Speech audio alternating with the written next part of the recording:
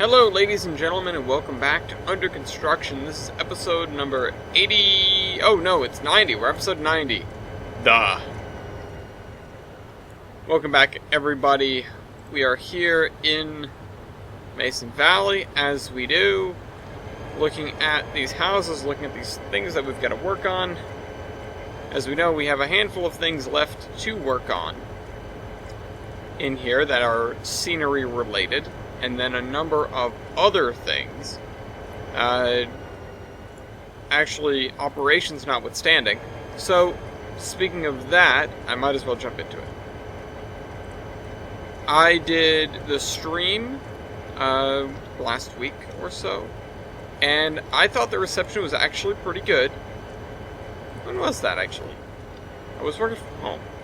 So that was Tuesday? Yeah, that was Tuesday. No, was it? Was that Tuesday? Or was that last week sometime? No, it was like last Friday, wasn't it? So, yeah, I did a stream. Either way, you guys probably noticed. It was an operations stream. I had the AI running, and I was coming on here from time to time and doing some troubleshooting work. And I thought the reception on that was pretty good. We had a decent amount of people in the chat. We had a decent amount of people following along, or at least, watching. And I had some good conversation with people about the automation and other things about the route. And I did spend a lot of time working like in the spreadsheet. Also, I did get a lot of experience in doing certain things with OBS and that sort of thing, and I added a new thing to the spreadsheet, a new freight car, the Dragon's Pass Railroad one that is horrible, but carries a lot of things. And yeah, no, I'm pretty happy with the whole stream thing, and if you guys liked it, absolutely say something about it or whatever, but I intend to do more of them nonetheless. No matter pretty much whether it turns out that you guys thought it was a resounding success or whatever, I do intend to do more of them. I don't know exactly when, but I do know that I want to, because, like I said, the reception on that was pretty good, and also it let me get a lot done that I wouldn't have got done otherwise. Oh, you know what? These like bollards, this was designed to be on an intersection. Oh well.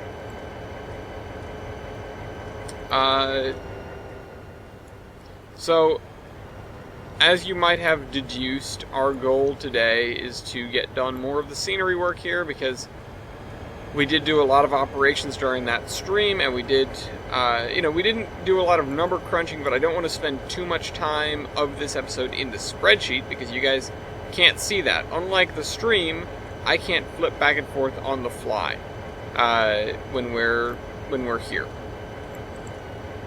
when we're making the video. I did figure out how to do that during the stream, though. So that was really cool, actually. That means I can, if I made it an obligation, I would be spending some time every week doing that sort of thing, but I'm not sure I have the time for that exactly. I have stated that whenever I run out of Zombie Train episodes, I'm going to do back-to-back, or not back-to-back, I'll probably do like another trains video during the week, like on a Tuesday instead of a Thursday, so that sort of thing. But I'm thinking that right now my thought process is, well, actually the thing that I could do is have a stream on Tuesdays or whatever, or Tuesdays or Wednesdays, because we did previously stream on Wednesdays. We did Work Under Wednesdays for a little while. I could have a stream of working on operations on the route. I think that'd actually be pretty cool. But I hope that would garner some half-decent reception. But the thing is, with a stream like that, with like a 2-hour stream or whatever, I can't get a whole lot done. So that's why I really hadn't done anything like that until I had that day where I was working from home and didn't have much else to do. And I probably won't repeat that until another day like that happens to come around, because I did spend a good amount of time on that stream. I spent several hours with the stream running. Not that I was paying attention to it the whole time, because I wasn't. I was doing my work in the background. But it was a slow day, and I did get to spend plenty of time keeping an eye on the simulations, and as a consequence, doing edits to schedules and things like that. I ended up rounding out the day with adding more trolley schedules and changing them slightly, and I ran into some sort of limitation with the way Trains does routing, and I'm not totally certain that I understand what went wrong, but in the future I may revisit it. Right now, so there are 4 different there are 4 different trolley lines that all overlap in one way or another. I don't know why I just brought this over here. I had already done that. And at current, there are no express stops. Every trolley stops at every stop that it passes. And that isn't something I actually want to do. I would prefer to have it be like the, for example, the stops, these guys at the drawbridge station, that's only stopped at by the local trolleys, the ones that are going to Doe Cliff, and then from Doe Cliff on to Mason's Landing. We're in Mason Valley. The ones that move on, they won't actually stop at that station. It'll be an express stop. It'll be only for the trams that are running local in the town. I thought that was a good idea, but apparently Trains disagreed, because it wouldn't work. It wasn't working with me. So unfortunately, I had to scrap that idea for the time being. When I say I had to scrap it, I don't mean I had to actually get rid of it. I just mean that I set it aside. I returned things to where they were, because I was concerned that there would be some issues with that, so I had made a backup prior. And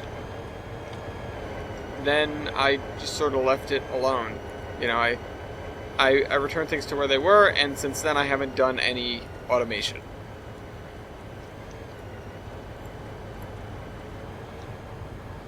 So yeah, that's where we're at.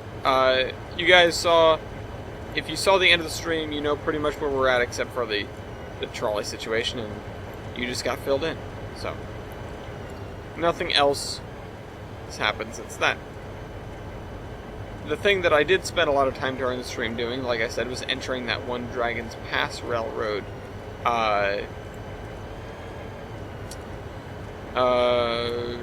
gondola car, I believe it was. I entered that into my spreadsheet so that I can use it for various purposes, and I intend to start using it for something sooner or later. I'm not sure exactly how. The whole thing with the spreadsheet is it takes a lot of time to put something in, of course, but then once it's in, it's not good. I need to still go through, and I need to figure out the rest of the industries around here, and then what I'm going to do with them, and then how the trains are going to interact with them, and then I can actually start programming. I know the train that comes here in the morning has a lot of goods for various different things, but that train is a placeholder. It is. It's almost completely a placeholder. And the thing is, that's the morning train, and if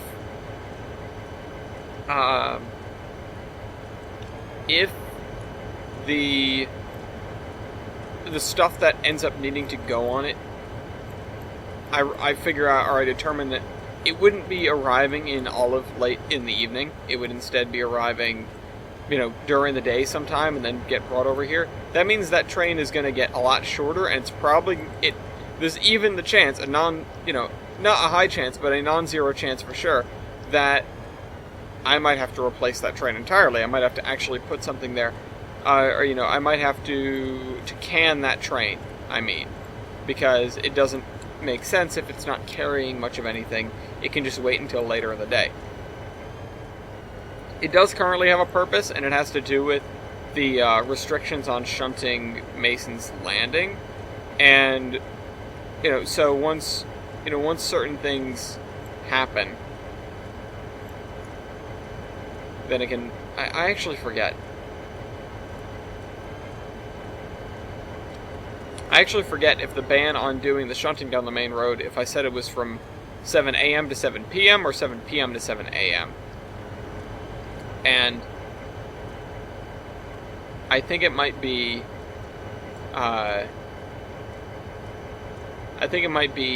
a.m. to p.m. So you can't run trains down the middle of the road during the day when people would be using it. So that's something that I need to take into account, and I need to actually work through. But because everything there would be happening in the middle of the night, that is not a schedule that I can work on right now, really. Because A, I don't know what the arrangement of the yard is going to be at the end of the day when that train actually comes, or when that shunting actually has to take place. But additionally, I don't know what it would necessarily look like. Because I don't know what else is going to be paired with it. There are certainly some things where it's very obvious that these things are going to be standalone and they're going to work in this fashion or whatever, but there are plenty of things so far in the route building process that I really haven't. They've been kind of an unknown quantity until I really started settling down and paying things out, or things that remain an unknown quantity because of the fact that I don't know everything yet. As I build the route, we get industries, and as we get industries and expand, then I can add more trains. I'm limited on the main line by the amount of storage space I have over by Mason's Landing. There isn't a third train that comes out from that direction because I can really only fit 2. And those 2, at least one of them, would be slid way back once I get that part of mainline built, so that it can actually, come trundling down the line in the morning instead of waiting for 5 minutes outside of the town, which frankly doesn't make any sense. It only does that because it would be 5 minutes away, but I don't have that track built, as I'm sure you guys understand. It's not super complicated, this rationale that I'm posing here, the stuff that I'm talking about. It's really not rocket science. But it is the kind of thing that you don't necessarily think that you have to think about until you do. Until you're faced with these issues and you go, oh, great, how do I make it so that these trains all work together? This is by far the most ambitious project I've ever done in trains.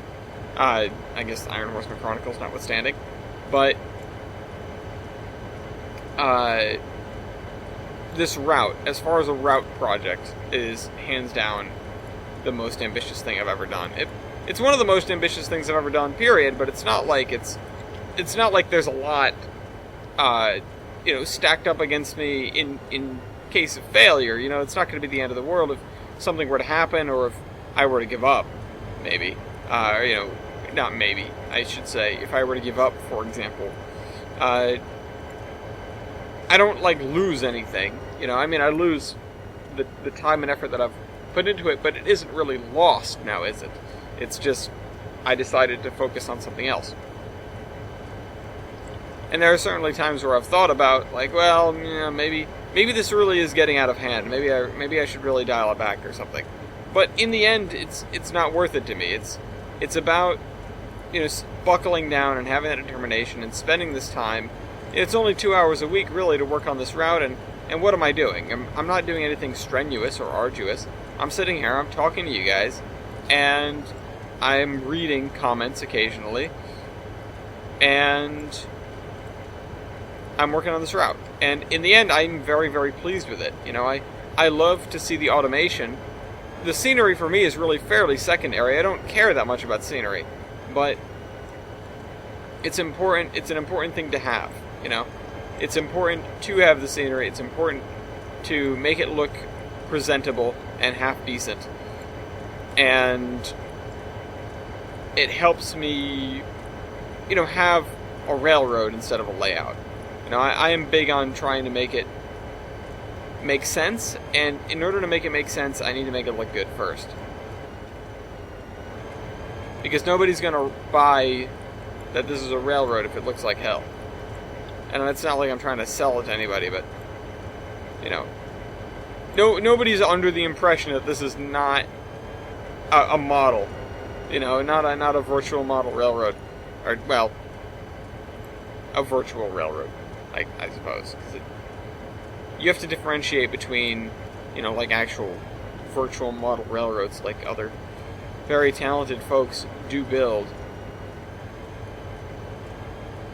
What did I just do here? I'm not one of those guys who built model railroads. I've never bothered to figure out and to understand how, like, dig holes work, really. And that sort of thing, to make the layout edges and to find all the other bits and pieces that you need for a half-decent model railroad layout. I've never bothered. I've seen a few. Seen a lot of good ones, as a matter of fact, but I've hardly even played on one. I don't know, it's one of those things. But yeah, so I do want to do more with the automation. There are a lot of things on my plate right now when it comes to, well, everything. I've got card things to work on, I've got house things to work on, like unending house things, of course. Let me come back around to that. I've got things that I've got to plan, and of course I've got work. You know, worrying about bills and yada yada yada. People do that, and it's certainly a thing that does weigh heavy on my mind as a homeowner. But the other thing that's nice is automatic bill pay, so I don't worry about it that much. You know, I look at my account and make sure that there's enough money in there, but it's not like I have to sit down and look through them and go, oh, this one's for National Grid, and this one's for this, and this one's for that. You know, it's not, you know, 1969. Bill pay is fairly straightforward and easy in this day and age. I go online, or, you know, I get a bill, I go online, I sign up for automatic bill pay, I sign up for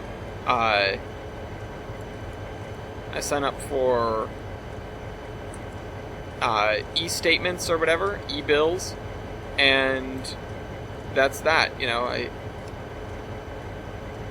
I just, from there on out, I just, you know, sort of take a look at my bills when they show up in my inbox, and I go, alright, let me just make sure, and that's it. I mean, let's be honest, my favorite notification in the world is the one that it says, your student loan payment has been deducted.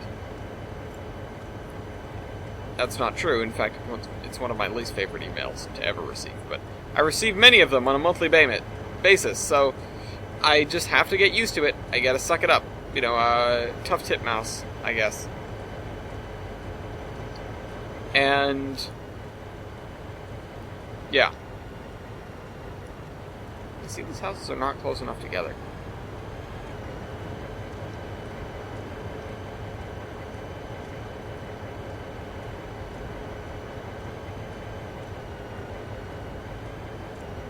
It's the biggest issue with this area. They just aren't.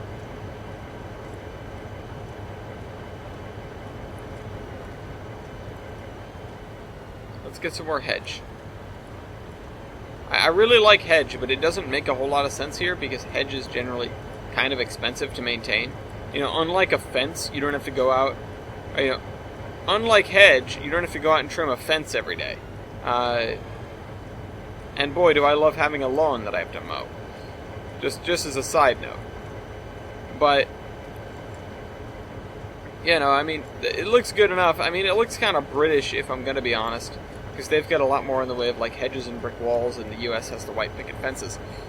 If we're going to be super stereotypical here. But that doesn't mean that they aren't, you know, sort of in place.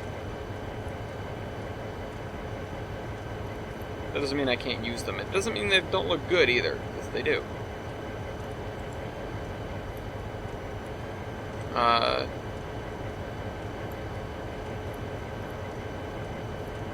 Bring this to like there. And then I'll just fill in this middle bit. See, these guys are all doing hedges on the corner. In this corner. This is hedge lane. There we go. Give me the driveway.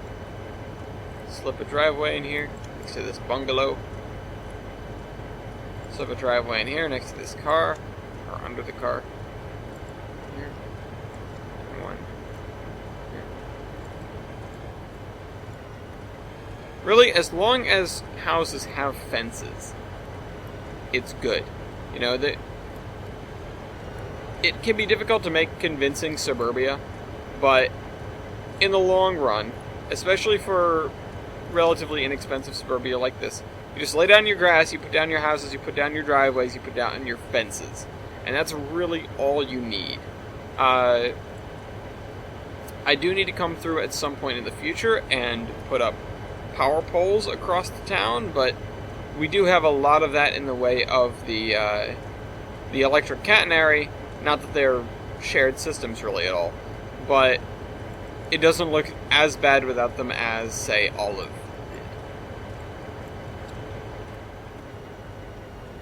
Okay. There's that. I also need to see if I can replicate my... I won't really call it a feat, but replicate my whole thing with the ATLS crossing. Because I did it, I figured it out. Now I need to do it multiple more times, and I need to finish hooking up the boat system. That's a project. In fact, that's something I can definitely attempt,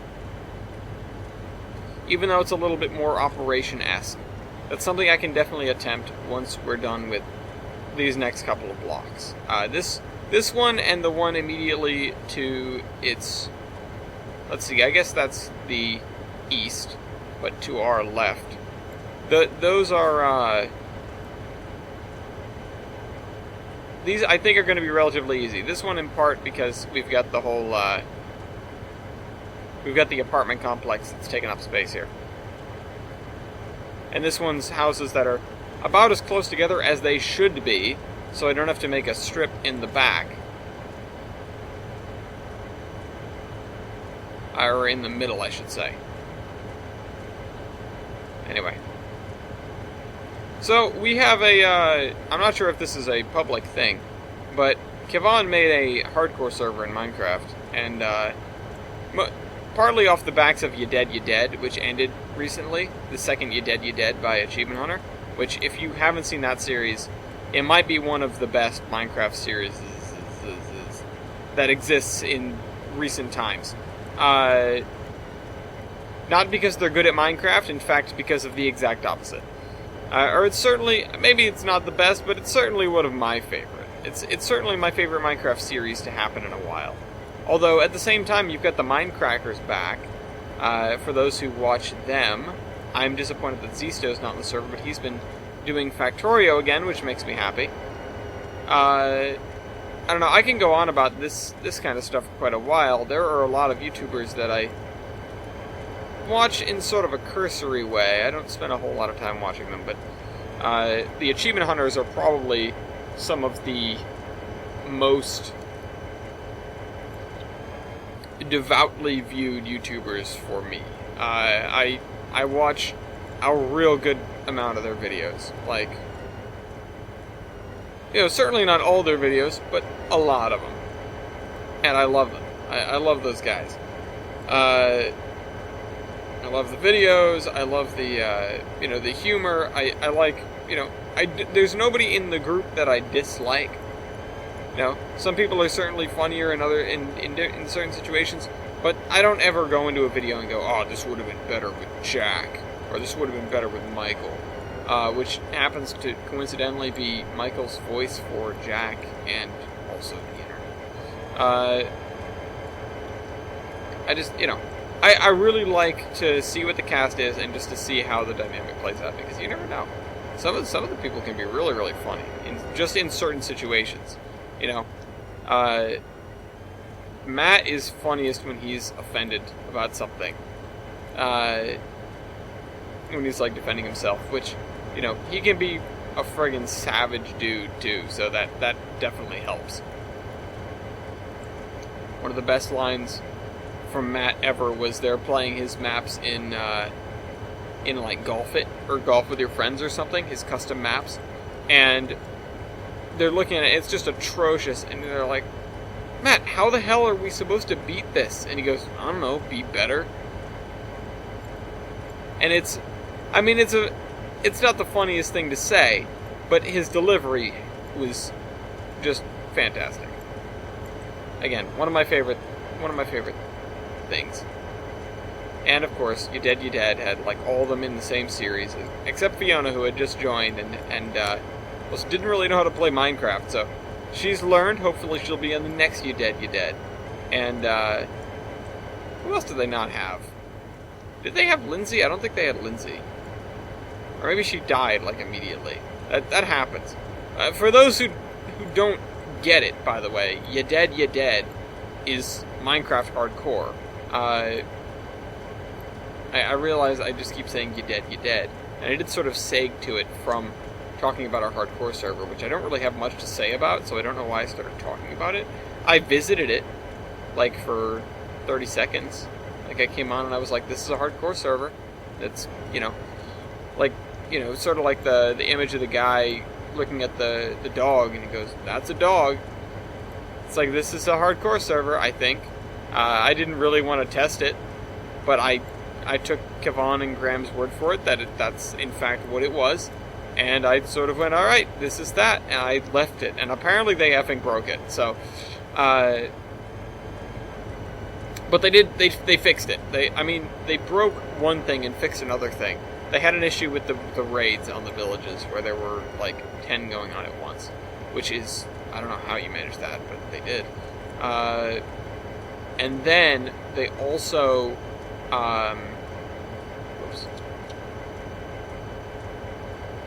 They also figured out how to get the hearts, the angry hearts, because it's not really hardcore without the angry hearts. Without the angry hearts, you don't feel like you're in that much danger. So, I'm glad they have them, and I might actually go on now, because before it was basically unplayable. But in lieu of spending a lot of time on the hardcore server, and because things have been so pitifully slow at work, I started a hardcore world on my work laptop. I realized that I could install Minecraft on that laptop while I was getting ready for the trip, because I didn't want to take more than one laptop, but I did want to play Minecraft while I was in Utah. So I grabbed, I hooked onto my regular Wi-Fi at home and not the work Wi-Fi, and I realized, I can do basically whatever I want. And and so I downloaded Minecraft, because what else are you going to do? And so I started a hardcore world. Not that I've played much on it, I don't even have armor. But I, found some sweet berries, and I made a little hole in the ground to live in, and then a little hut to live in after that. And I dug into a cave, and I found another cave, and, I haven't gotten into any real dangerous situations yet. That's I'm waiting on that one. Actually, I really like that being a green strip, so let's do that.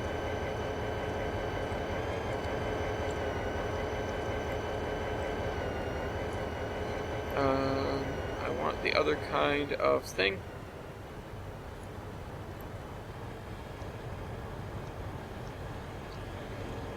But yeah, so I'm doing that. Again, I say I'm doing it like it's a huge event. I went on, I spent a total of an hour probably in this world. And I went, that was pretty cool. And then I got an email from my boss, and he was like, hey, can you do this thing for me? And I was like, awesome, real work. The thing is, I'm doing something that I enjoy. Taking time away from that to play Minecraft, or to write a script, or to, do whatever. Or, even to work on my programming here on trains, because, I was going back and forth between this and work stuff.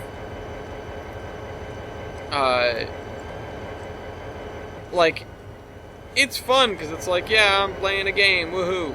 But it's also like, but I want to like do the work that I came here to do. You know, like give me some traffic work, make me figure out a problem.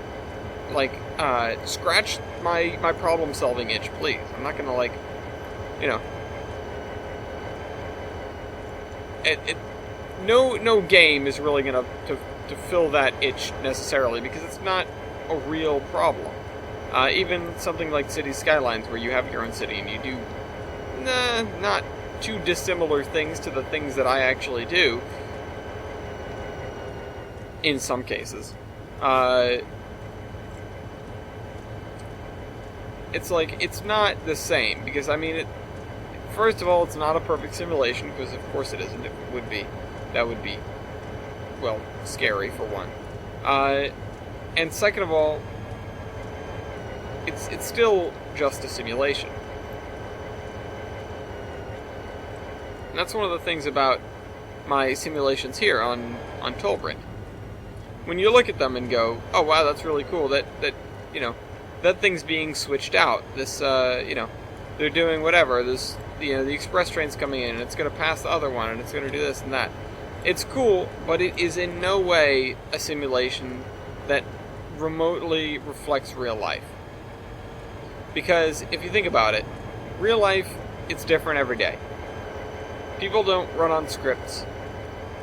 People don't, you know everything before they get there. They don't get to repeat the same day over and over again until everything lines up perfectly, unless, of course, you're Bill Murray. Or that other crappy movie that came out with the repeating the same day over and over again. And no, I'm not talking about Edge of Tomorrow, because that one was good. I love Edge of Tomorrow, honestly. That movie would have done so much better if they had been consistent with the marketing. It was not a bad movie. It just didn't do great, because they must have changed the title like 3 times during production. And of course, then you don't know what you're seeing. And I don't even remember there being like half-decent advertising. I remember advertising for Oblivion, which felt like the same movie. At least from the trailers, I don't think I would have been able to tell them apart. Because obviously, one is the movie where Tom Cruise is... Is it Tom Cruise? It is Tom Cruise, isn't it? Is reincarnating again and again to kill aliens. And the other one is the other sci-fi movie with the really cool-looking spaceship pod thing and also Morgan Freeman. And that's the memorable one. That one actually had some really cool advertising, and that one wasn't bad either. I really hope I got that right. I very rarely get, like, actors and actresses' I don't know why I had to emphasize it like that. I rarely remember the people in films or television by name. And I only seldom will remember them by other things, like appearance or voice or whatever. Which is kind of dumb. I mean, admittedly. I'm someone who works with voice actors and actresses. Whatever, but I know most of them personally. I don't know Tom Cruise personally. Sorry to burst your bubble, people that were hoping to meet him through me. But I don't. I then, as a consequence, have trouble remembering who a lot of these people are. And so I'll say, like, oh, I saw this movie, and they'll be like, and somebody will ask me, oh, is that the one with so-and-so? And I'll go, like, I don't want to say no, because I don't know. But I don't want to say, yeah, of course it is, because, somebody might be confused. One of us, I'm certainly confused, but we both might be confused. I don't know why I have this problem. I know it's certainly not a unique thing. But it's more than just like I don't know celebrities. It's like I saw this movie and I don't remember who these people are. Now I recognize some people. I recognize not a lot of, but I recognize a handful of big names, and especially after spending time on like subreddits that are about movies and television shows and stuff like that. And I could probably name you. I could name you a couple of actresses that I think are really hot, probably, because I've looked them up by name for reasons. But for research purposes, I should say. but I don't know a lot of other names for, you know, I just don't retain them. And so that's why I'm like, I think it was Tom Cruise. But the only reason I remember that is because of other people talking about the movie and mentioning Tom Cruise. And it being like, oh yeah, it's another Tom Cruise sci-fi action flick. Being like, whatever.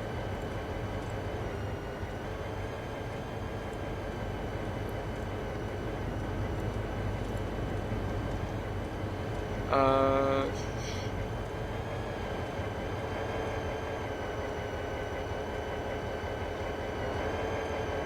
need to figure out where to put these fences now. I just got distracted because Graham apparently was under the impression, speaking of the hardcore server, Graham apparently was under the impression that I was going to record on it and that we were all going to start on it at once and something like that. I don't know where he necessarily got that idea.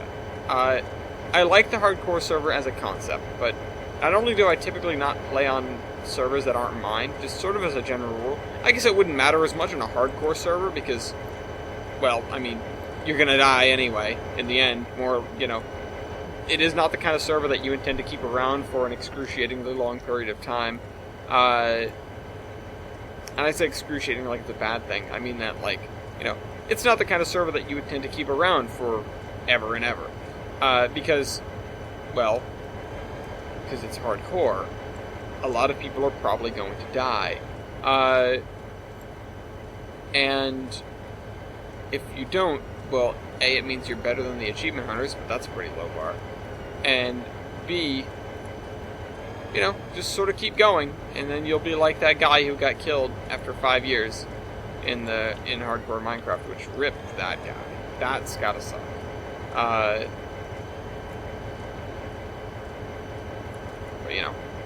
all good things come to an end.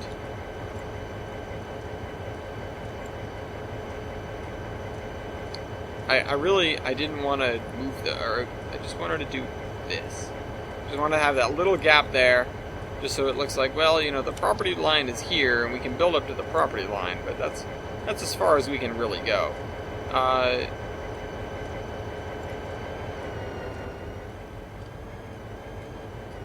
What else can I do? I need to put some other fences up. I just need to get them up. Because once they're up, and we're good, and we're done.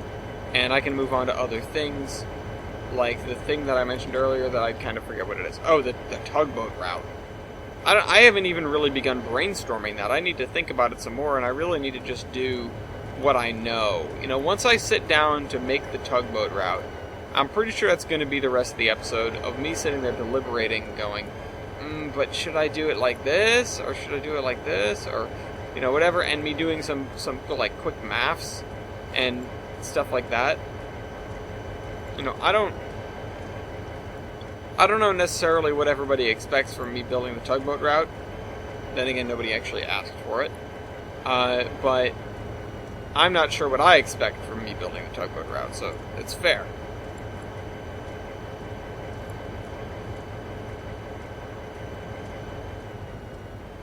Alright, so I need another fence. Just one more fence. Probably this fence. Yeah, definitely between the house and its driveway. Definitely.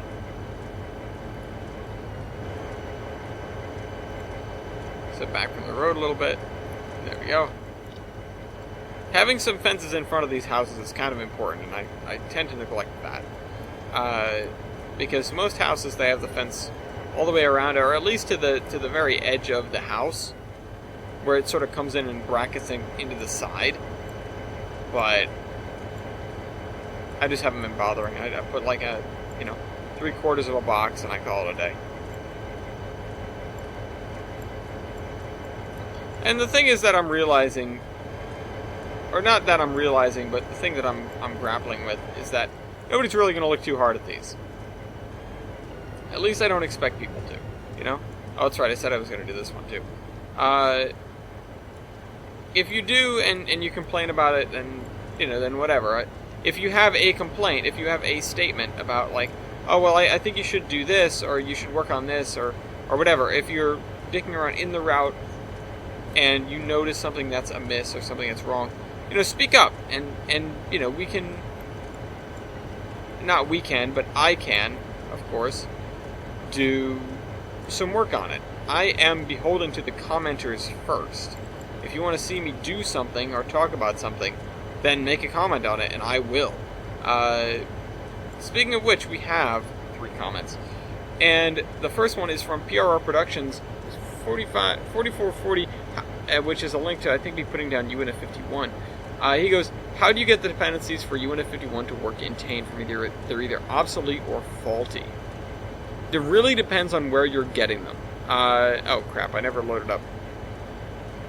I think a database repair happened right before I started, so I don't have like the menu of trains available. But I believe there is a UNF51 that is downloadable from the download station instead of from Subpar's website. And that is the one that should work. I don't know about the one on his website anymore, based, from changes, but the one on station should work out of the box. Of course, I assume you're running Tane SP3. If you're not, then I don't know. But there was nothing that I personally had to do to actually get them to work. Uh-oh.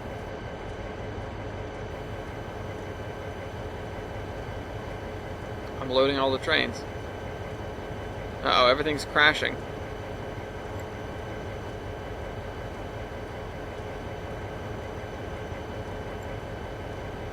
And I'm sure I just lost sync, which I love that. I really love that. I'll bet you that Audacity is losing all of this. I was definitely holding shift though, so snap that. Snap it. There. Okay, so let's look at this real quick. We're at 4209. And on the Bandicam, we're at... Okay, it looks like we're still pretty close, but I'll do this to be sure. Uh-oh. Tane won't let me back in. Alright, there we go. Sync. Sync. I used to have Bandicam set, and I didn't do this on purpose, it was just the way it was. But Bandicam used to be set so that if the game window froze, it would pause the capture. It would let it basically, let it hiccup so that there wasn't a frozen window. It would just skip ahead to whenever the next decent frame was available, and then it would record that. When you're recording audio alongside it in Bandicam, that works okay. It still might, if the game starts goofing up, it'll still be spotty. Or whatever you're recording, or even the computer as a whole. It'll still be spotty because it'll skip ahead. But on the grand scheme, it makes things okay, because it means that your audio and your video will always be aligned, even if your program starts hiccuping. At the same time, though, it's disastrous if you're recording audio separately, because if the game starts to goof up and the recording starts to wait, then you start having bits of game audio, or bits of game footage that last less than real time. And if you're recording your audio, or if you're recording your audio separately and that's not goofing up, then your audio will be longer than your video. And that's one of the things that is most easily noticeable when I go through and I put the audio and the video together and go, okay, is this, does it look good, or do I have to get in here and change something? And it's always, I look at it, and if the audio is longer than the video, like significantly so, or at least the bit where I'm talking stretches out farther than it should, then I know that something's amiss. Okay, so let's put grass around the base of these buildings. So I want there to be grass here. I'm not totally sure how to make this look, but I do know that I want grass here.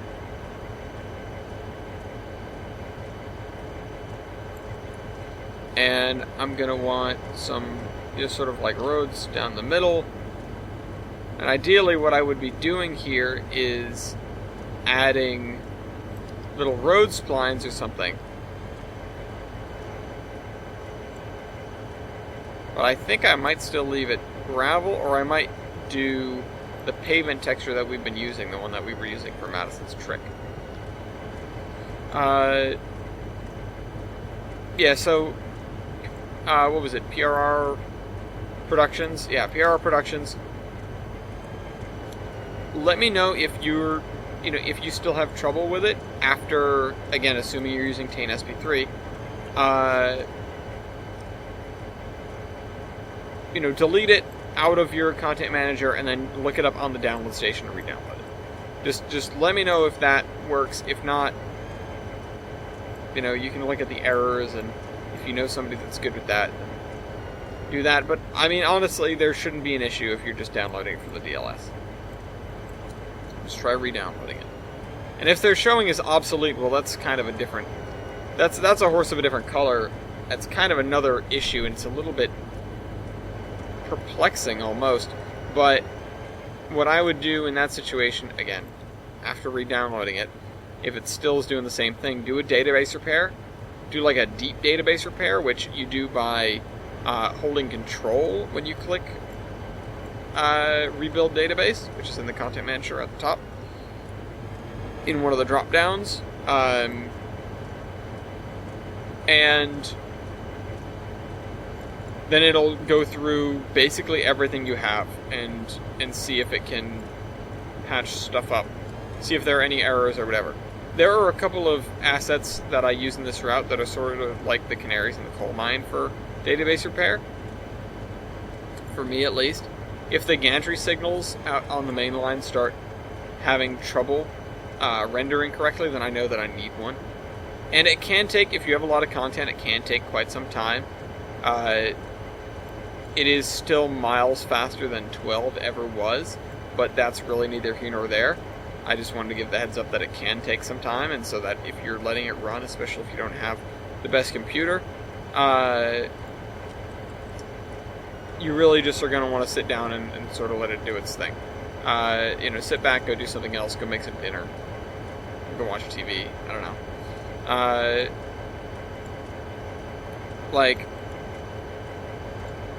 Yeah, it could take some time, but it will do a pretty good job of patching up most things that will be wrong with your content. Not like faulty items, but items that are faulty and shouldn't be.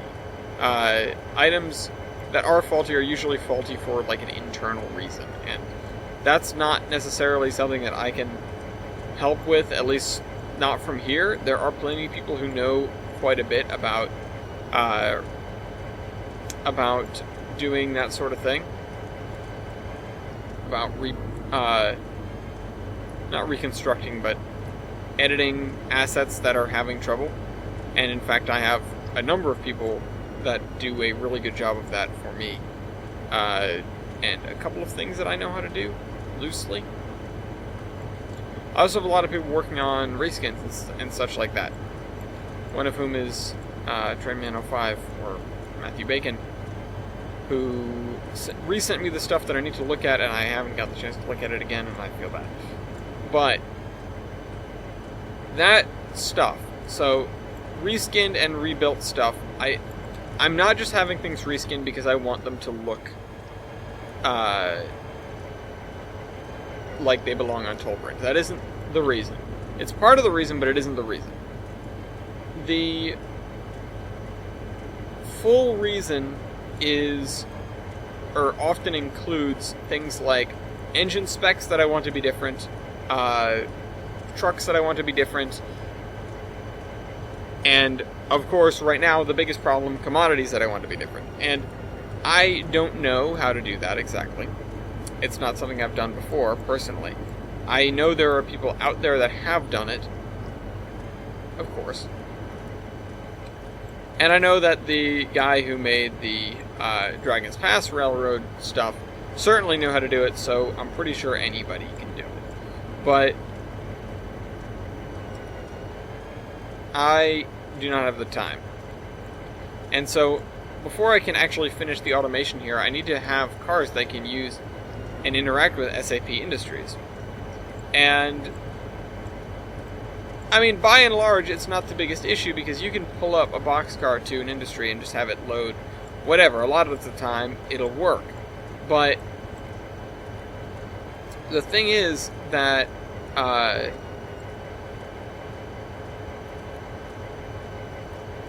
I need to have commodities that are, good on certain cars, and that by extension will be able to be auto-loaded into those cars. So I need the cars to be not readied or selected, but I need them to be acquainted with that commodity, no matter what that commodity is. And so that's why when I'm planning things, I only look through the freight cars I have for commodities that they have. Because if I ever need to get the stuff from off map, it has to be automatically loaded as the train exits the port. And in order to do that, I have to have that, item in a queue and have it be a number of item that's between like 0 and 9, which is the first 10, of an existing car that I'm spawning. I need to not have to add stuff manually, because I won't be able to do that in the middle of a session, of course. Well, I would be, hypothetically, but where did all my objects go?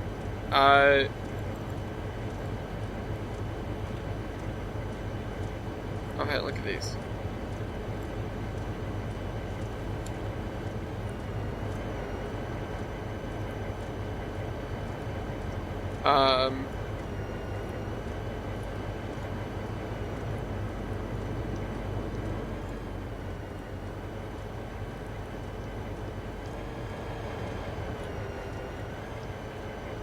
Anyway. That doesn't look great, but it's got something. Broken Bob 13 says, out in the industrial park where I work is not as dense, but there is more industries. So I believe he's talking about this, because I was going on about how just tight this is, and how obnoxious it is in a lot of ways, and why it, from some points of view, really doesn't make a whole lot of sense. Just the fact that you've got this tucked in here, and this built here, and this, and this. I mean, this could be over here, and it'd probably do just as well, which would almost make more sense. But instead I have it with this, switchback from here, and you have this siding that goes to nowhere, and you have this which goes up here, and this which goes back here, and all this weird, this very bizarre track arrangement that could almost definitely be altered and changed into something that made more sense. But if, he's saying it's less dense, but there are more industries. Well, see, that's the kind of thing I'm concerned about, is the density. But I did bring up the fact that in a lot of these industrial parks, you'd have the one mainstay industry, like this, for example, being your textile mill. And this actually came out pretty good, this area here. And in fact, I think we're going to add a pile of coal. Nope. Coal. Coal pile.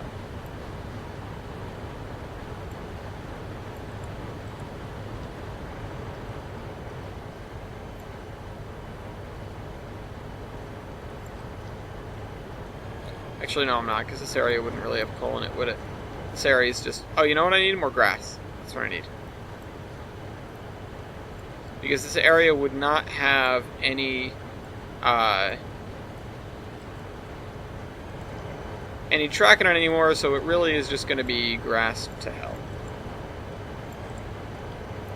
And this...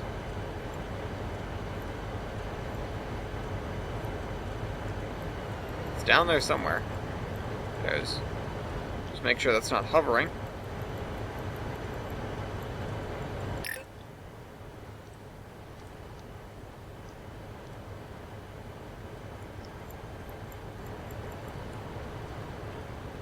Telling me that this is... Oh wait, that's... There we go. So the area looks good now.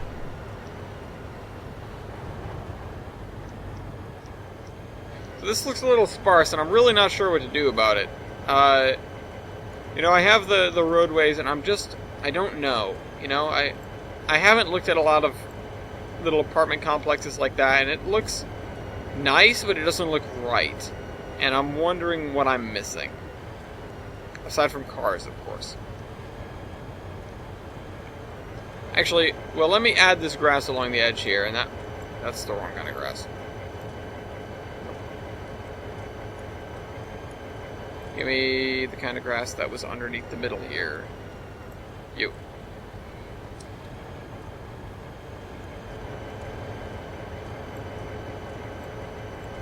So if we use this along the edge here, it might add a little bit more to it.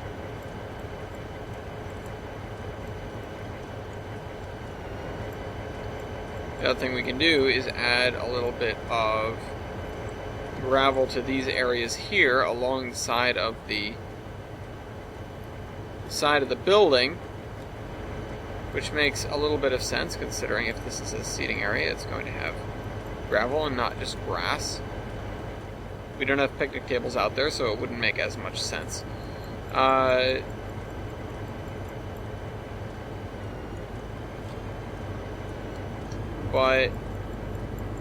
the other thing that I think will actually help the illusion a little bit is going to be a spline of parking spaces. Parlong, parking. Yeah, there we go.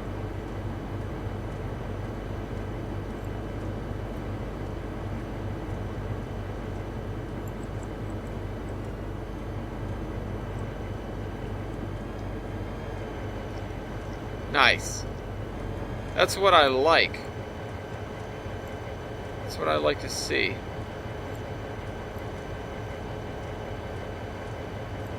Unfortunately, I can only put it on the one side because, well, it doesn't fit otherwise.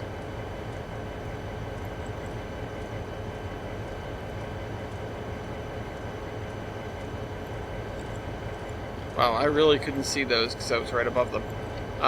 You know, I would like it to be... Oops, come on.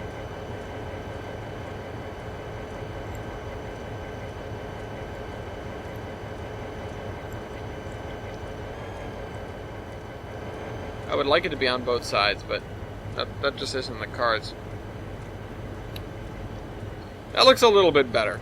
And one more thing that I'll do to legitimize it is add the little curb cut here. Clear that. Put this.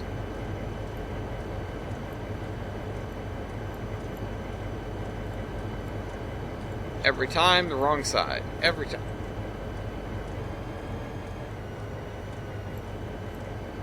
Straighten that out. And let's finish filling in this little area with texture here.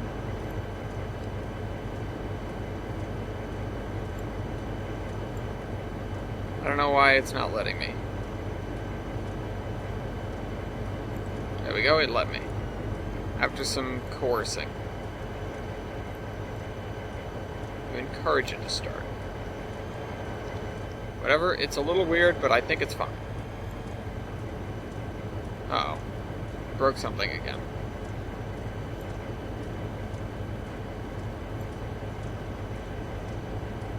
No, it's the same thing. Oh, it's not. It's not. It's not the same thing. Come on.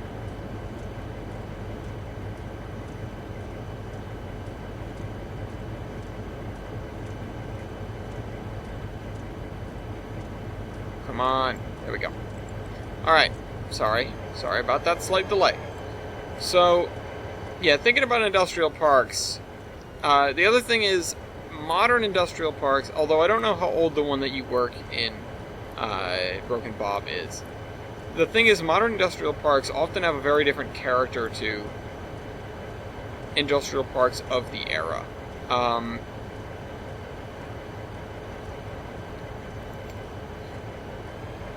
It's just the way things are spaced, it's very different, and the way things are organized. Because a lot of the older industrial parks, and the oldest ones, are the ones that are really relevant here that I like to build, are those that were designed and built for not just the steam era, but the railroad era, where you have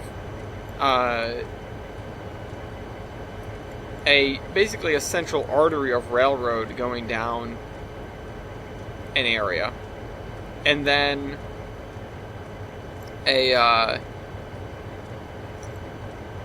large mill or two that basically take up the bulk of the commerce in the area, or in the park, bordering that, one on each side. Or, in a lot of cases, it'll be the railroad went to a place because of a mill, and not the other way around, but either way, the mill and the railroad are structured together. So you have a very linear layout of buildings, because the railroad has to run down the center. But the thing that happens with modern industrial parks a lot of the time is that because trucks can make much tighter turns than trains, you have a block of land that is reserved for the industrial park, and then a grid of roads, or just a large paved area with buildings. And it is a little bit more, I hesitate to say sprawly, because it's not really what I'm getting at, but it has a different sort of character. It has a much less linear character. It's more of a square area, and not like a line with buildings on either side. Now that over there is also much more of a square area. It's not designed like a normal industrial park, partly because of the way the rivers intersect. In fact, I think the closest that I've gotten to a old-style industrial park thus far is the one over in Olive, strangely enough, which I don't regard particularly highly. But you have a more or less linear strip of industries, of industrial buildings, that runs down the length of the line, which also in this case happens to be the yard. Not uncommon. But the industries themselves, it's always going to be a toss-up, and there are a few things now that I have assets for that I know I'm going to want to use. And if I could pull up the document right now, I would love to talk about them, but a lot of them are... I went through a bunch of tank cars, and now I have a couple of other options for moving things. And they're mostly things from MG Sapper, I believe. The guy who makes the SAP stuff.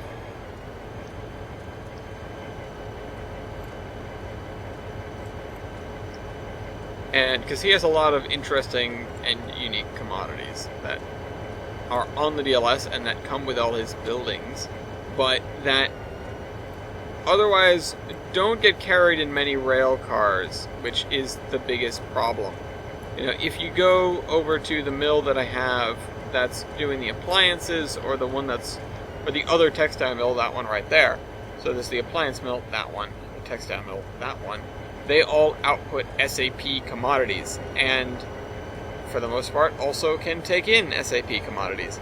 And that doesn't help me any, because I don't have cars that can carry them. In general, I could probably get away with using any old freight car and just rolling it up to it, and if I find the right ones, it'll load automatically, and I just can't load it on an inbound train. So that means everything on the route that is that commodity has to come from this location. But at the same time, I don't really want to do that. I don't want to constrain myself in that way. And auto-loading of commodities that aren't in the list of commodities for a given rail car is often a little bit spotty. And that's one of the things about it being Groundhog Day, where I get to do the same day over and over again until I make it work perfectly. One of the things that is important to me is having absolute consistency. I want the scenario to be able to run when you open it, and I want it to run for 24 hours, and then I want it to start all over again without any hesitation, without any, issues that you, the human, have to correct, and without any pop-ups either. Which is a weird thing to have to deal with, but I believe when I was testing it, it was just a consequence of me toying around with the trams.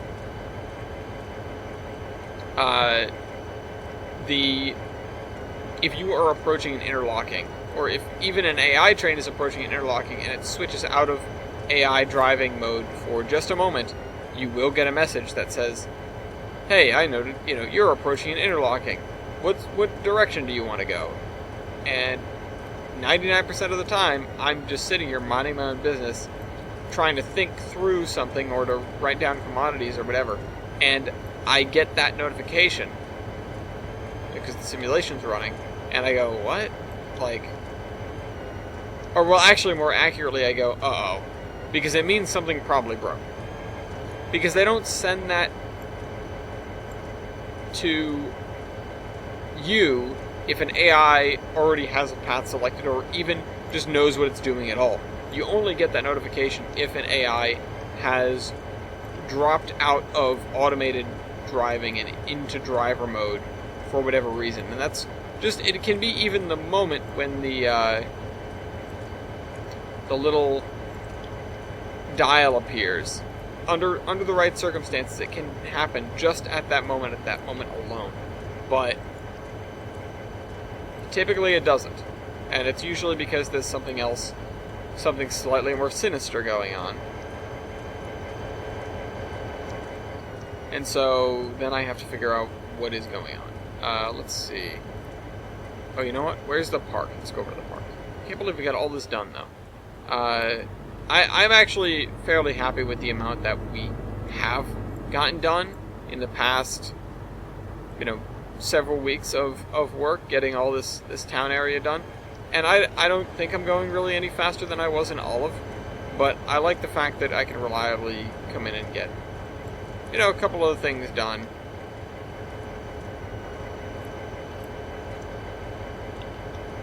I like also bouncing back and forth between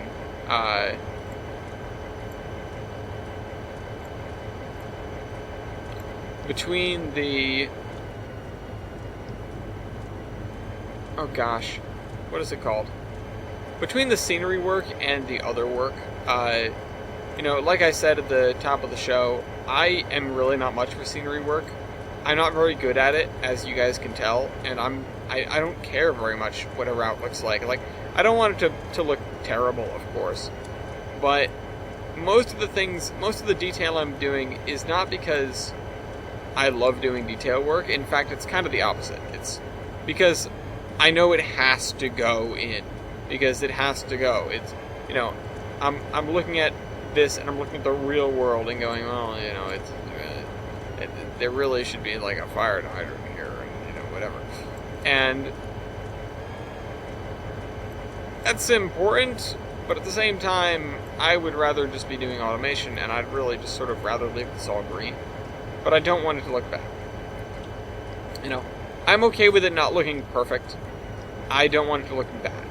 And it's a fine line between doing enough to make it look good and doing too much, in the way that you're cutting into work on the rest of the route. So that's why putting down the driveways, putting down the fences, that's really as far as I'm going to get with a lot of these things. I need a drink. Come on, please.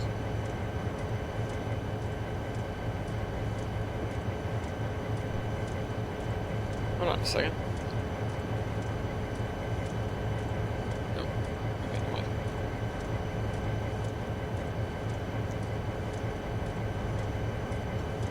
Yeah. So,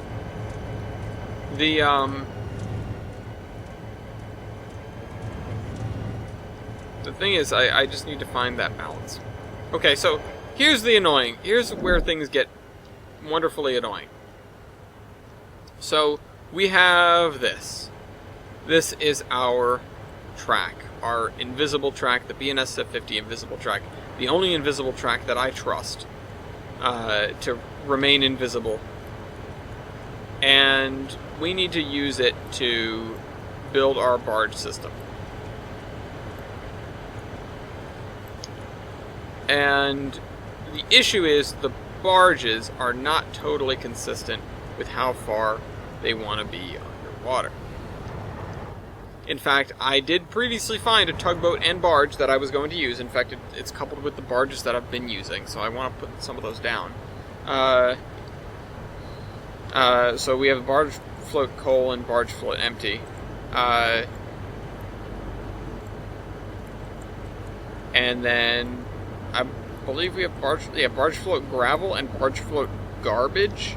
So these are our 4 barges. These are the ones that work, and these I think are at a different height. Oh no, these work fine too. So we also have these grain barges.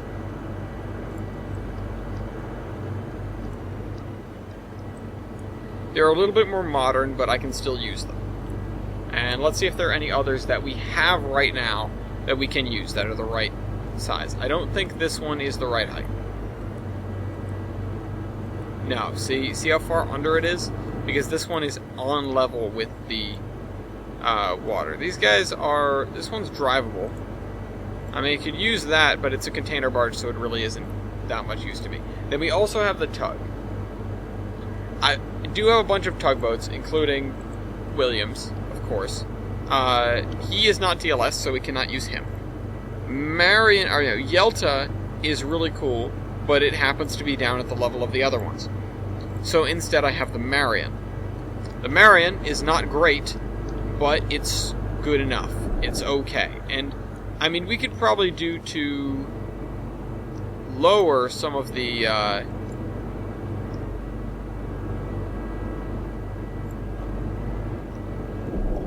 tracks by just a little bit, and it would probably look fine, particularly in this area here.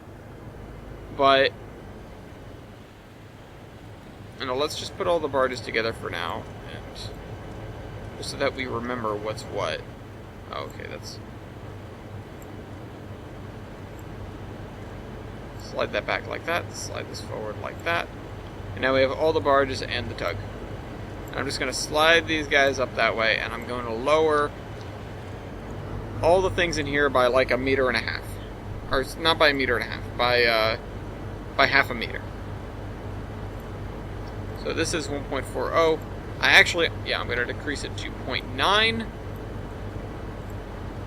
And up,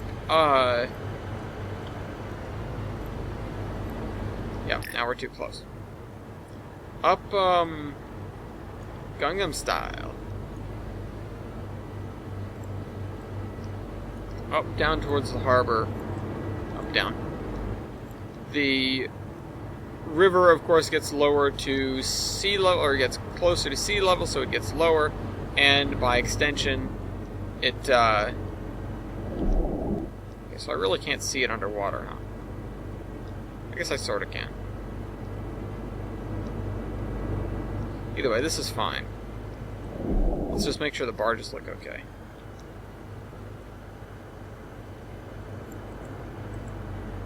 They look fine. Just slide it back to make sure.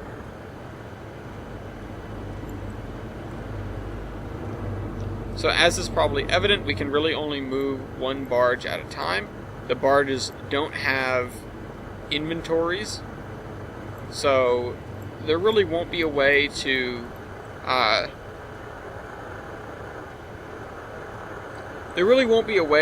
organize this properly unless we have barges spawning at something and then despawning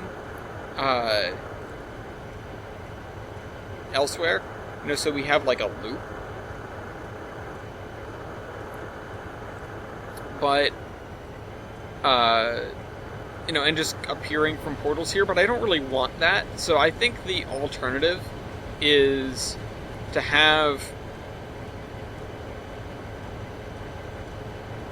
to just have the tugboat take empties and fulls back and forth, and you know, it won't necessarily look like it makes a lot of sense, but it's okay because it doesn't make a lot of sense. So how far down the river is that 1.4 used? It's used here. It's probably used until the next drop, whatever that is. I don't know where the next drop is. So it looks like it's right up here. If you keep an eye on the edges of the river, you should be able to tell, because things get a little bit slanted. But, yeah, oh, there's 1.80. So that's too high. So we know that 0.9 is good for our purposes right now. And so I am going to lower every single one of these, if I can, underneath the surface. Although that's not, you know, that's 1.4 above 0. And like I said, at sea level, this track is pretty negative in order to get the barges to be right. If everyone were to agree on the standard of how the barges and stuff works, I would certainly love that, but that isn't the case right now. The thing that makes sense to me is that everything is just at 0, as in the stuff is lined up. The stuff is lined up like it's, oh god damn it, I can't put words into anything right now. The water level is water level, and the track is at water level. That's what it should be, in my opinion. That makes a lot of sense. Having this offset stuff so you bury the track under the ground and then you put the boats on top of it, that doesn't make a whole lot of sense to me. The thing that I need to check is that with a barge, which, yep, let's do just a coal one because that's appropriate for here. With a barge, we get through all this stuff. Although the tugboat would probably be pulling, not pushing.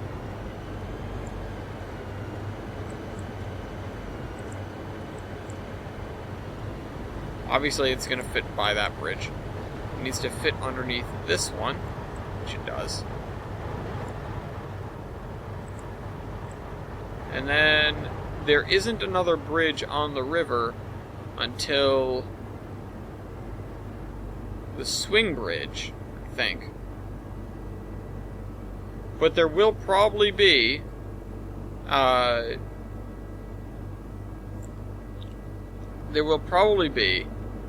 a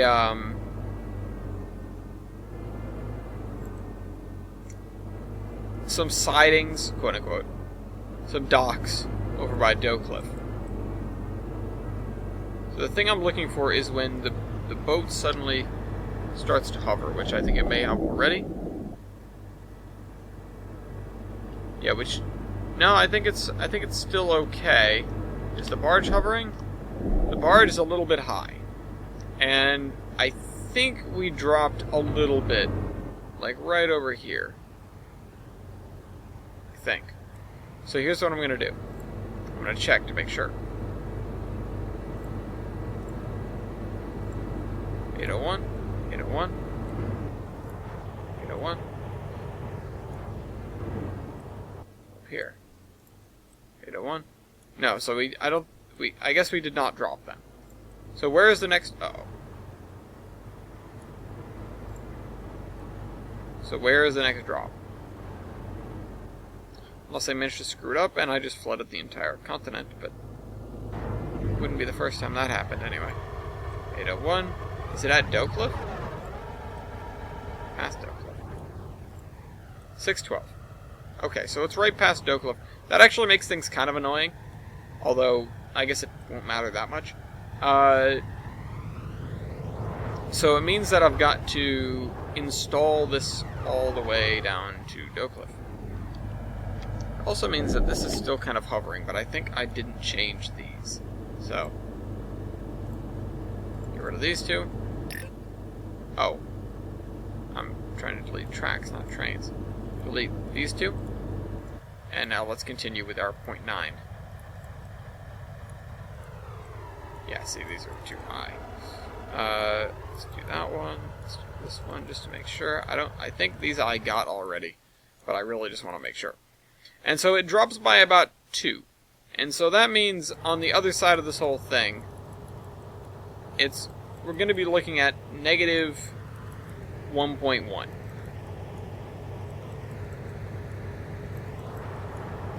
And that's right on the other side of Doe Cliff.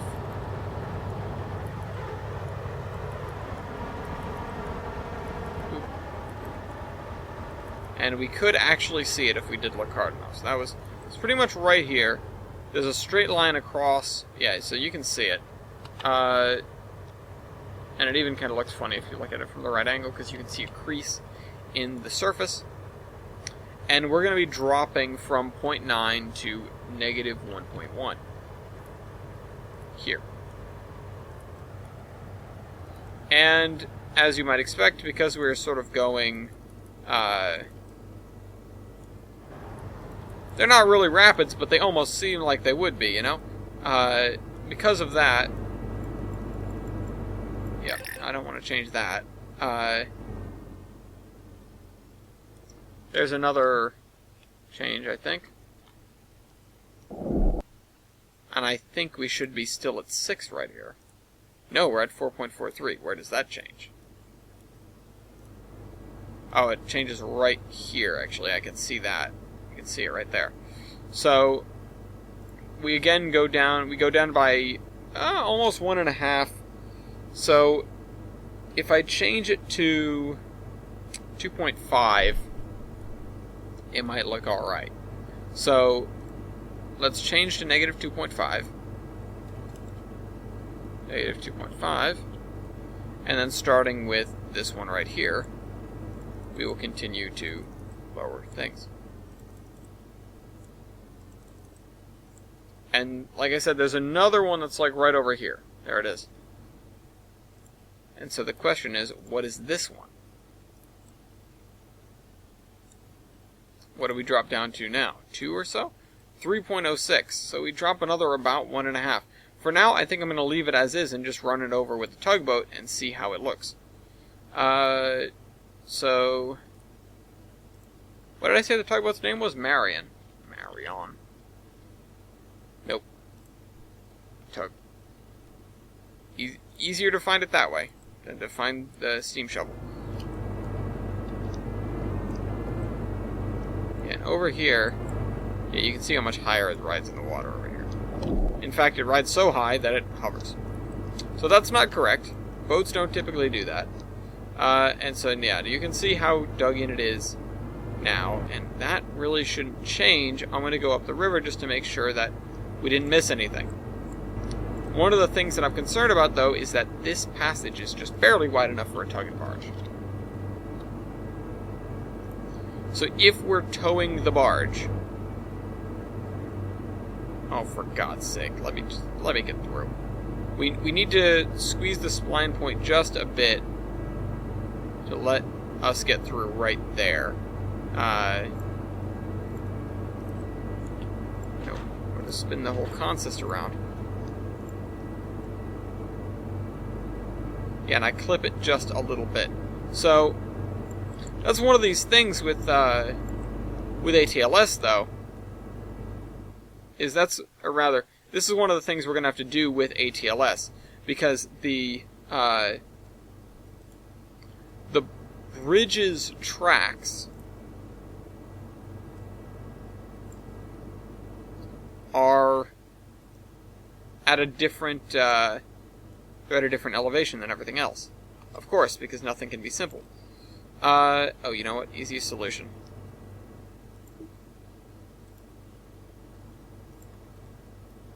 So we have to wire it up like an ATLS crossing gate to swing open when the boat's approaching, and to shut down this, which, I mean, I guess it's simple enough because we already have signals there and whatnot, but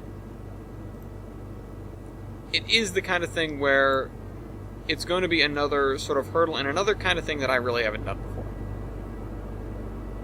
so we can actually squeeze that through quite well. Like a good pilot would have no problem getting that thing through.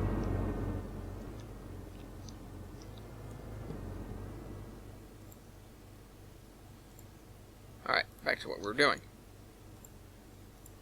This is negative 2.9. This is negative 2.5. It does not go down far enough. As we previously established, the disparity is about 1.4. So it needs to go down to about 4. Or 3.9. Or so. Right now we're doing 2.5, so yeah, it's got to go down to 3.9. So negative 3.9 is going to be our new height for here on out until we get to the next little height change, which I think is coming up fairly soon because, yeah, this might be it. And in fact, this might be the last one because that's a pretty significant height change, but there may also be one more. So this is 3.6. No, that's 0.0. So that is the last one.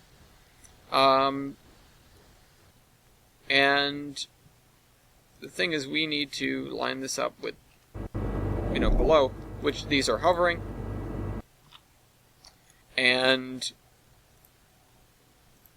we need to lower it based on what we know here. So this one's already 3.9. Negative 3.9. So this is dropping. So this is going to be about negative 6. And so if we apply that to these vertices, it's still, you won't be able to see it as much. We can barely see the invisible track down under there. But here's another drawbridge to get through. But it won't make that much of a difference. So there's going to be another one over here. Now you notice that I actually tied it to here, like you could drive a tugboat up to here. But of course you wouldn't be dragging coal down for this place from up there.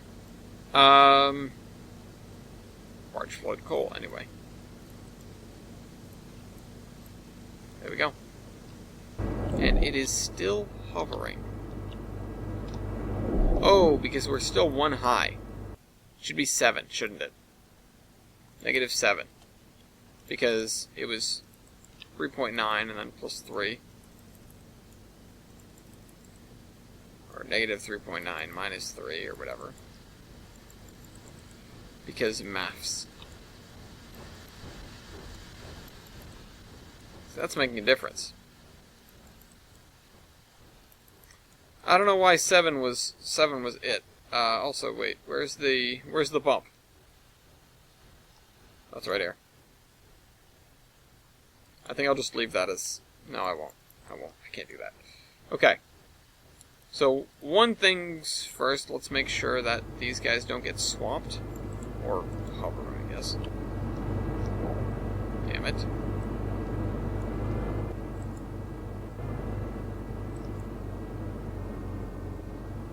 Just don't pay attention to it and it won't be a big deal. Tugboat Marion. Do you hover? I think these guys have like the same... Yeah. So it does. It does in fact hover when you're coming down this, but... there's really not... I could do it in smaller increments, but... whatever.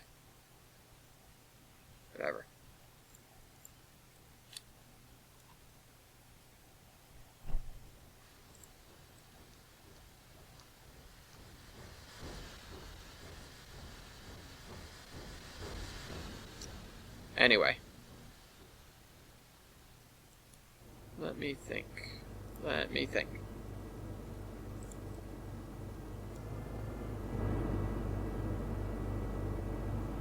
Do I have another comment?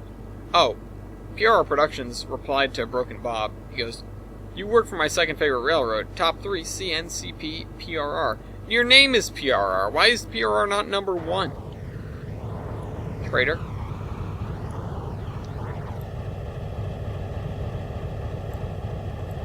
Just gonna let that settle in. Sorry, I had a thing. You know one of those things on the inside of your mouth that it's like, I gotta bite this off. You just feel like a thing on the inside of your cheek or whatever. Maybe that's just me. Is that just me? Anyway. Let's do some of this edging in Doe Cliff because we're going to have some warehouses along the dockside here. Formerly served by Interurban, more than likely, but not currently. Not anymore. We do have the Interurban line that runs along the dockside. One of the things that I did while I was sticking around on Friday was that I added an express track over here that actually bypasses the other Doe Cliff station. So it makes this turn, it runs down this way instead of around the side. But obviously I didn't get to use it because of the problems I was having with the tram AI. But additionally I didn't get to use it because I would have to set up interlocking towers at each end, and I'm really not... I don't feel like it. That's a lot of work.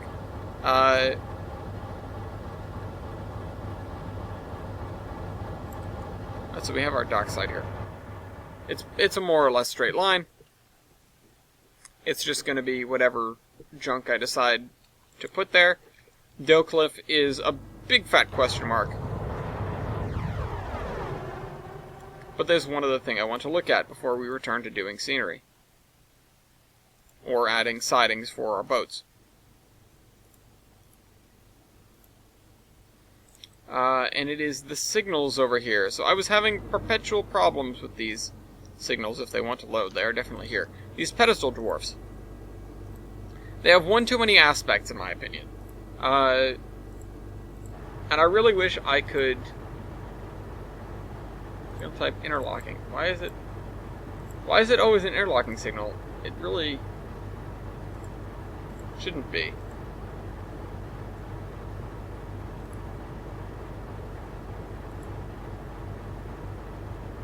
That's the thing. I need some pure RPLs. We have the post-mounted ones, and we have these guys. But the issue is that they have too many aspects. They're not displaying green.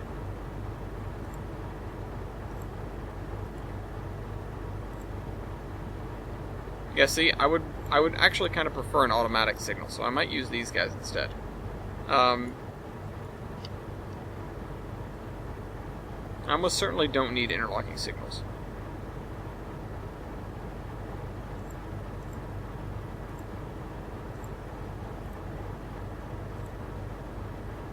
Automatic. Yeah, so I might switch to using these instead. Whoops, didn't want to delete that. But the other thing I might use is just a regular old dwarf. Because can I use these guys as... No, they're stuck in interlocking mode.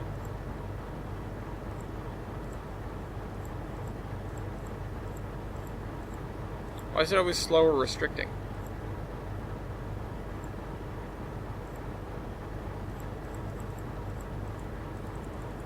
Why does it only show these two? It can show a go, you know. It can, you know. Is that part of why? Is that why it'll, you know... It's either slow or restricting? Interesting.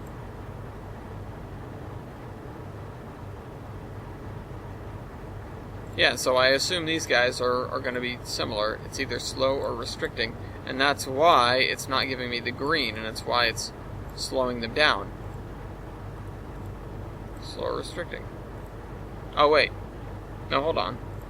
If I turn advanced mode, no, it's either slow or restricting. Why is that the case?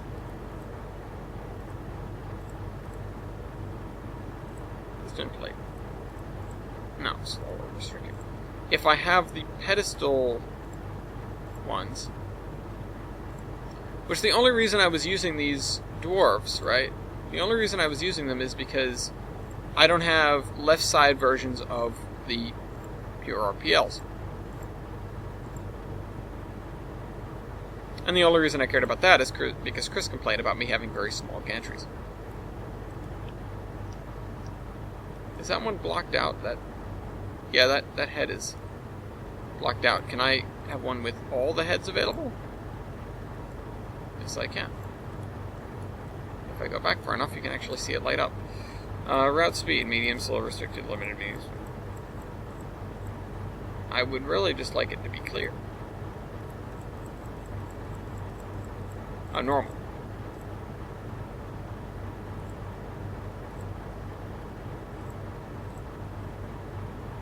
Light effects. Yeah. So, I would kind of like it to be these instead. And if I can retrofit this with these, actually, you know what? I'm just going to do it right now because I really haven't done anything to, I haven't done anything at all, really, with the other signals. I haven't named them or edited them or anything. So I'll just throw these down.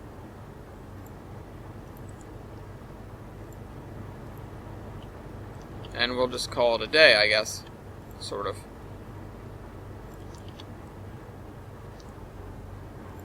The other thing I did was I added these intermediate signals, which I don't really like or think I need.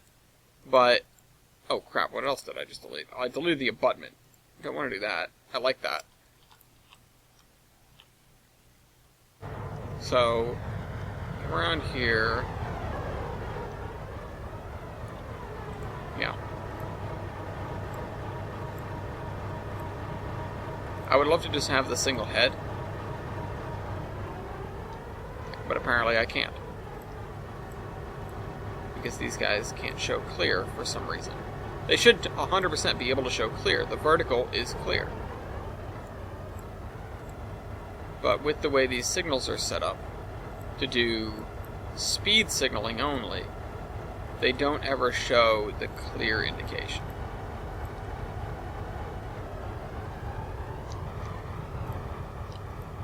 Which, that boy just ain't right. The other thing I could do if I really wanted to would be raise the speed limit on the line dramatically and just let them continue to run at half speed. But that's not something that I want to do. That's just cheeky. Did I put a signal over here? Yeah, I did. I forgot a yard limit post, as usual.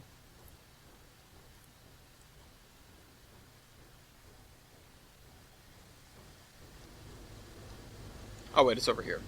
Well, yeah, but the yard limit should be over there. I don't actually think I need a signal up here.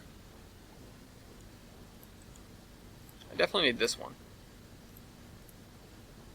But I kind of actually want to use this one, or actually a pedestal dwarf for over here. Yeah, but I have the other one. Nah, alright, it's fine, it's fine. I could spend forever fiddling with that. You know, those things are a mystery wrapped in an enigma sometimes, in code written backwards. So, I can spend an awful lot of time trying to figure that one out. But right now, I think I'm just going to let it be. So, what else can we do in our spare time then? One of the things we can do is try to finish off this area here. Now that we know what the shore looks like, which is this crap right here, we can go ahead and finish off that peninsula. And I've got the hiccups. Really, I just want to do something productive that isn't backyards. Because, gosh, does that get tiring quick. And I'm sure you guys can agree, because you guys have to watch me do it, or at least sort of listen. And I don't want to be boring. No. I don't want, I'm sure you guys come here to see the progress on the route and to listen to what I have to say about things and to hear me read your comments and whatever. But I know you guys don't come here to see the same exact thing every week. Unless that same exact thing happens to be working on Tolbrand, because that's what you get. But I try to shake things up a bit. And I try to make things at least a little bit interesting. I try to do stuff that is at least marginally unique from episode to episode. And there's only so much stuff that can be done, of course. But I don't want to do the same thing week to week, not just for your sake, but also for my sake. So, grant me this. Let me build what I've got to build, and just stick in there, hang in there, because soon enough we'll be done with this part at least. We'll be done with the suburbs, that's for sure. That's probably not going to last very much longer. I think that, let's see, we've got like 3 more blocks and they're all kind of tight. I could probably finish it off next episode. No promises, but I probably could. As for this episode, I'd like to get all this shoreline done. This seems like a reasonable and feasible goal, just to get this peninsula shoreline done. That is way too much. Way too much. The thing is, I don't know what to do for the texture of the military base. I haven't actually touched this area since I was over here with Madison, and that has been quite a while. I know, it was, oh, she's on, and she's not on, or, she was on for a little bit, or she was on for a couple of episodes, and, and then the goal was to bring her on, like, every once in a while, and then she hasn't been on since, and it's kind of unfortunate because we live in the same house. But I tend not to want to make episodes when she's around, because I just kind of want to hang out with her. And this stuff has to be done, so I just sort of do it when the house is deserted. And, yeah, it's just me here right now, and I've, at some point I've got to go and, like, make myself food and yada yada yada. But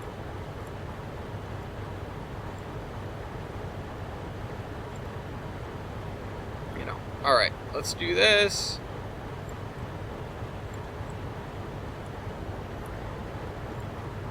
And this. So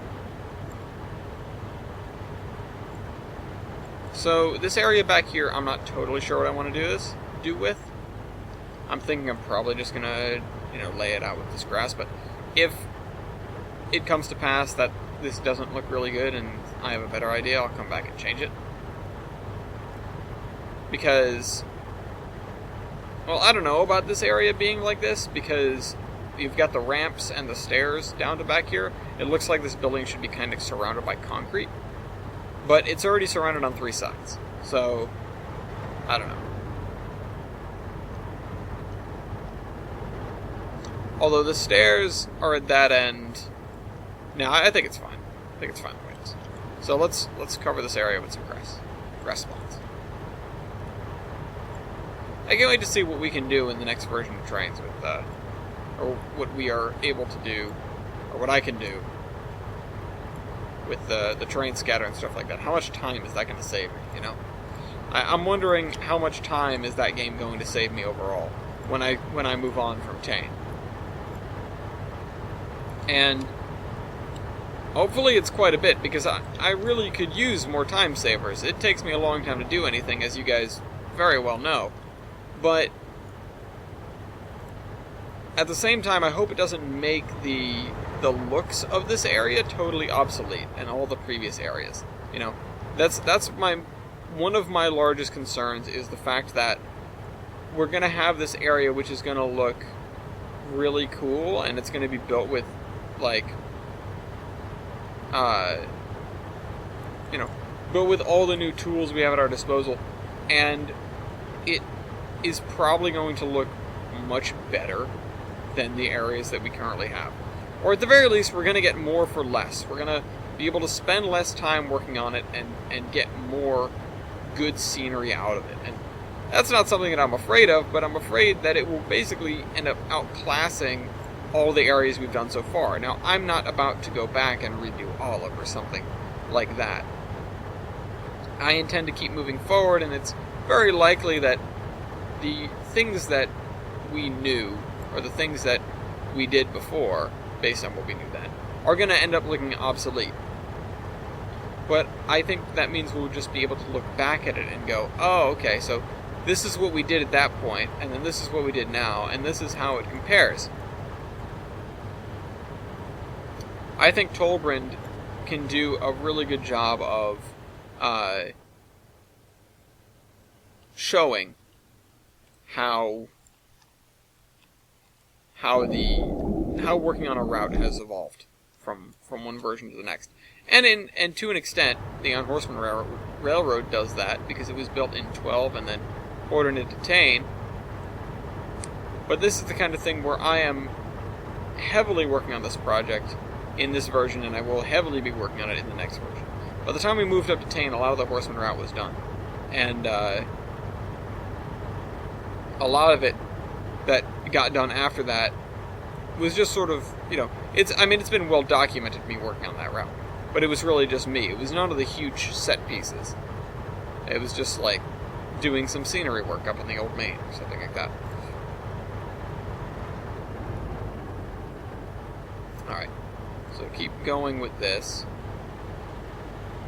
This is our under the water texture. And I'm trying to be mindful to get all of the little areas down there that I know are untextured. That's why I'm using such a large brush, but I can't see, so hopefully I'm not missing huge swaths of ground. Not that anyone's going to be sticking their head in the river just for the sake of looking at the grid. Again, if you do, good job, I guess. You can do whatever you like. It's, it's a free route, I guess. It'd be very interesting to see somebody take sort of Tollbrand and just see what it would look like in the future. I have brainstormed a little bit of what would be left of Tollbrand come, basically our Conrail era, etc. And you'd pretty much have the Gilson Eastern Main Line and maybe the Zion and Skyline Main Line. And that's kind of it. There wouldn't be a whole lot left. The branches would all be gone. The parallel main lines, they'd all definitely be gone. It would probably be all owned by one freight company.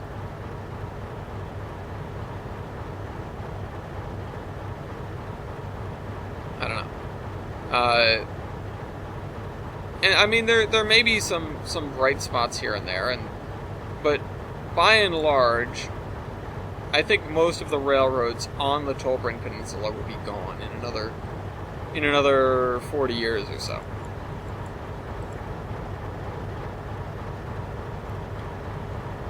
I just don't think that, there's much reason for many of them to be around. A lot of them are sort of superfluous as is. There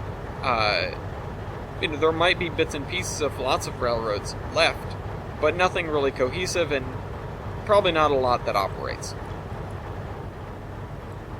Again, you would have the Gilson Eastern, under the name of whatever freight company owns the whole damn place. But not anything like we've got here. This branch might still exist. I could actually see this branch still existing to an extent. I don't really see any real interface with or existence of the Geiger Mountains Railroad. But I don't know, there might be something left. I could see it being run through as standard gauge, but the time for doing that is pretty much past by this era.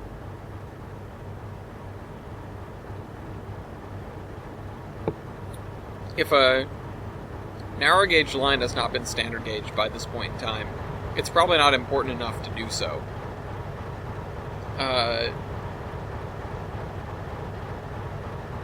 But I don't know, I would really need to look into the history and dive into the history to sort of understand what is the most likely candidate for survival, or what routes are the most likely candidates. And part of that is I need to finish the map, which I am still working on. I haven't touched in a while, but it is still a work in progress, I should say. Which is important for understanding Tollbrand as a whole, and the area around it, and all of the other things that have to do with it. But I got held up because I wasn't working on the history of one of the railroads and the right-of-way of one of the railroads at the same time.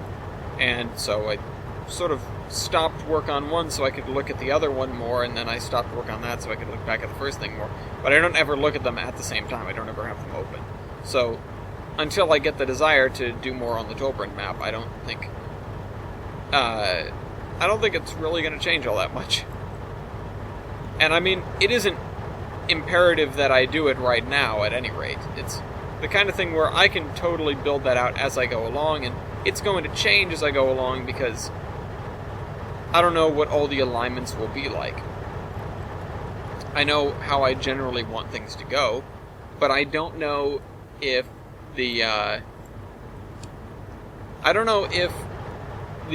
VMR is going to twist this way or that way. I don't know if the Geiger Mountains is going to cross 2 rivers here or 3. You know, it's the kind of thing where the map itself is a good guideline right now, but it's very fluid. It's very much up in the air as to what the map, and this means Tolbrand as a whole, and the actual map of the map, will look like in the end. What all will be there. And part of that is just because of the fact that I'm not really I'm following a loose template. In fact, Tolbrand is probably the loosest I've ever been in terms of figuring out what's going to go where before I started building. It was a very rough concept. And for example, the Olive Branch and the Valley Railroad here, the Valley Branch, the Mason Valley Line, or whatever you want to call it, was not on the map. It was not part of my initial plan. That doesn't really mean that I added stuff by building it, because I knew that there were going to be branches. But it does mean that it wasn't visible in the original map of Tolbrand, which you saw at the beginning of the episode in the intro. Can't answer that. Actually, I really need to know who that is before I know if I can answer it or not, because I wouldn't want it to be some kind of emergency or actually important call. Usually I have my phone out on my desk, and that's why you guys can hear the ringer so damn loud, because it's like right under the microphone. But also, it means that I can look down and go, no, that's not important, and just sort of move along. I actually got a telemarketing call from an actual human the other day, which was kind of weird. You don't get those that often. It's normally like robots. I also got possibly one of the most annoying pop-ups I've ever had on the computer, which is not a common thing to have happen, but you know, and this is one, it's memorable. This is a memorable pop-up, because it talks to you, and it's a very straightforward, sort of firm talking, and it says, press the add button to install extension, and it repeats that. And I went, what? And I just sort of sat there, and I looked at it, and it's like, something about the voice was, I wouldn't call it soothing, but it was very, like, I liked hearing it, and I sort of wish I had it on a soundboard. And it's a very strange thing to say about a pop-up ad. So, you know, whatever. I won't say I enjoyed the experience, but if I had the option to repeat it and I knew what I was getting into, I would just do it just to hear the guy. Press the add button to install extension, or something to that effect. And you guys may have heard it too, because it's been a long time, but I have now heard it twice. I have gotten it twice, and the first time was a long time ago. But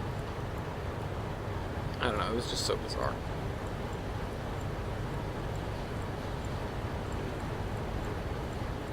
Should add like some rocks over here. Rocks in the dirt. Adding dirt in the rocks.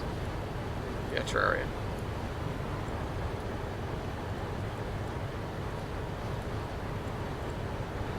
Okay.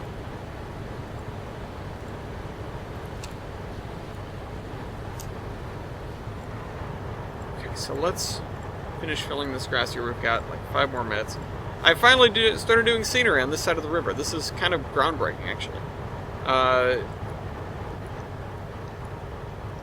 And let's grab the other kind of grass, the very narrow grass, to use in the middle there. I do really like this sort of mottled grass texture. I'm probably going to see myself... I see myself using it quite a bit in the not-so-distant future.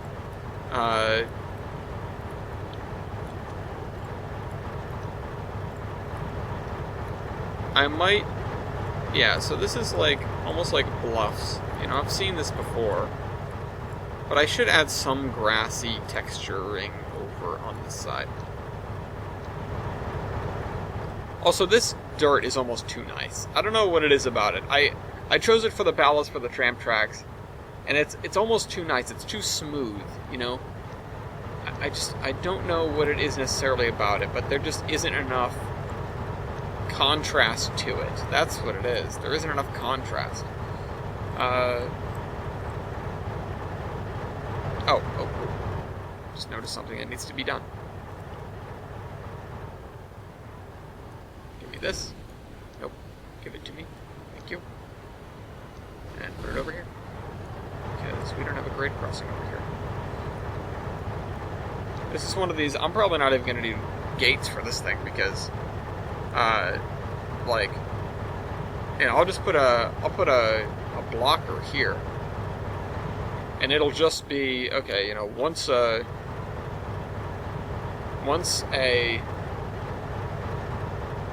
day, I guess is what it would be. Once a day it comes across, probably during the night. It sets a car out here, backs up, grabs that car, backs up, grabs that car again, puts the car in there, and leaves. Or actually, it would do the opposite because of how the loading and unloading works. It would pull in here, it would grab this car, it would put it out there, it would go in with the second car, run over the industry, leave it there, back out, grab the car, and leave. And that would be its own thing. It would not be this guy. It would be... Let's see, what engine would that be? Actually, I suppose it would have to be that thing, because we don't have anything small enough. So, there is, I guess, going to be a handoff between the diesel over there, which is interesting. So I will need... Actually, this is what I'll do. In order to facilitate that, I'll do this. So we'll have a...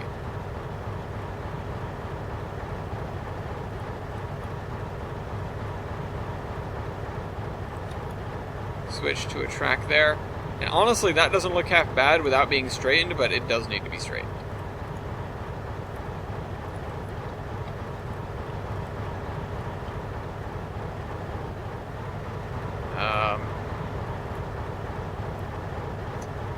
Let's do that. And just raise it up just a little bit.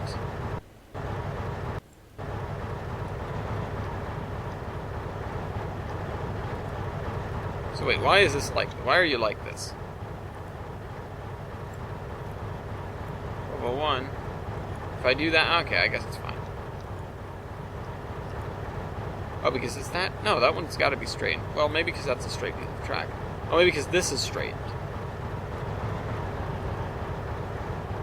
Okay, anyway, we need a buffer. We don't have one over there. Let's grab one over here.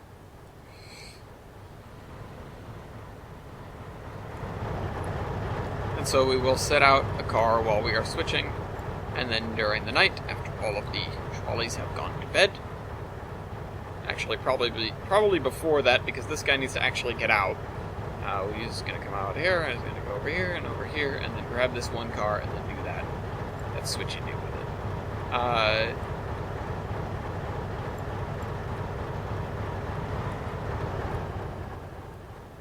Okay, so... Is there anything else we want to get done in the next 30 seconds before this video ends? Because I don't think so. I will enjoy... See, I didn't even get that done. I started working and then I got distracted by this over here. But we got this side of the river, we got this side of, this side of this river, I didn't touch the military base because that's sort of what's stymieing me right now. I'm not sure what it's going to look like in terms of ground cover. I think I'll just do this pavement. Except for over here where I'll do like some dried grass and gravel. But anyway, I hope you guys enjoyed this video. Remember to leave a comment if you want me to talk about something on the next episode or do something on the next episode. And I will see you next week. Try Man out.